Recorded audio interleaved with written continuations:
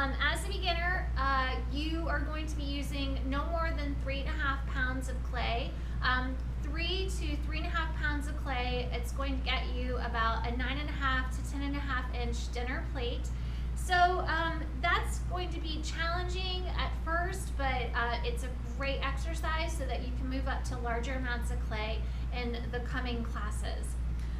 So what I've done here is I have this clay tapped down onto the wheel head, and you want to make sure that it flares at the bottom because as you're centering this large mass of clay and you make it very wide, you want to prevent air getting trapped up underneath of it, okay?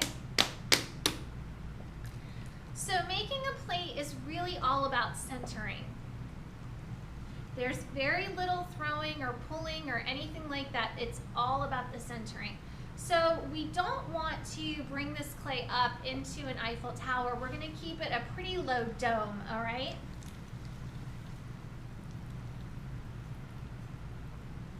So this is about as high as I'm going to go upward, and then I want to flatten the clay, but we don't want to make it a pancake until we're sure that this is centered. One thing you can do when you're using larger amounts of clay is you can do almost like a localized centering where you take your finger and you just press on one row. And this really does work. Okay, so that will help you center larger amounts. Now I'm going to have to do a small cone up, and then I'm going to do a cone down.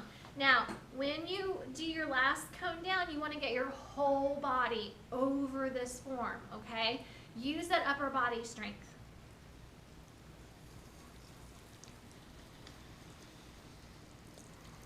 So I pressed all the way down and made it into a pancake. Now, it's about 1 inch thick. That's good. Don't keep pushing the clay down and spreading it until it's flatter than 1 inch. Now I just need to clean up this edge because it's a little bit wonky. So I just want to kind of grip it with my thumb, my forefinger, middle finger, you know, the pinchy motion, and then press and just kind of get everything nice and neat. Sometimes I bring my thumb up and down to kind of get some of that clay married into any voids that may be. All right, we still have to make a hole. Making the hole determines how thick your bottom is going to be. You're going to make your plate about 1/4 of an inch thick. You don't want to make your bottom thicker than 1 inch, or 1/2 inch, sorry.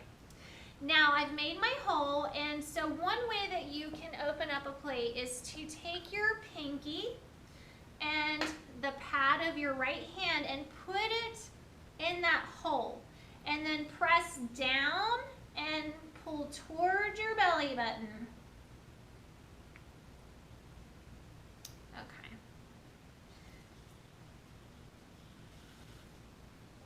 Now I'm going to go ahead and go back and smooth. And I'm going out to in just to get a nice flat bottom. And then my final compressions will just be going from the outer ring into the middle.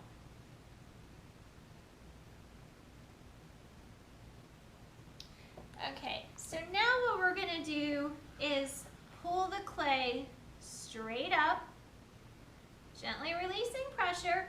Now, when you make a plate, the rotation is longer.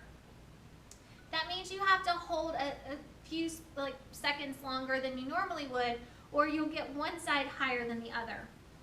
After you do your first pull, you don't want to go below the line that I created here. And that line is basically the thickness of my clay in the bottom. You want that clay because it has to support the expanse, the rim that you're going to create. Okay, so this plate is going to have a rim.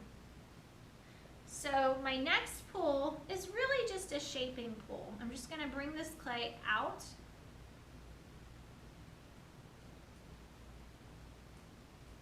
Now, I need to get my rib, and I'm going to start at the rim.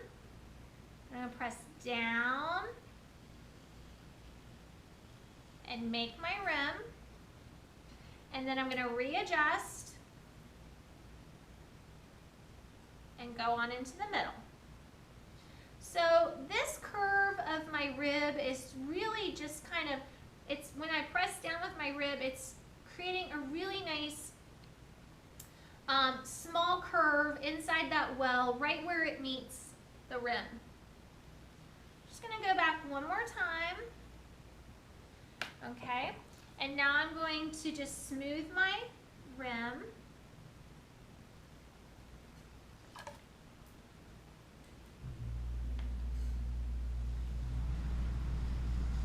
You want to use your wooden tool to create a guideline for your wire. If you have a really super big plate, you're going to have to take your splash pan off, but this one, I don't need to do that. But I do need, when I pull my wire across, I want to wait until I see my entire wire before I pick up.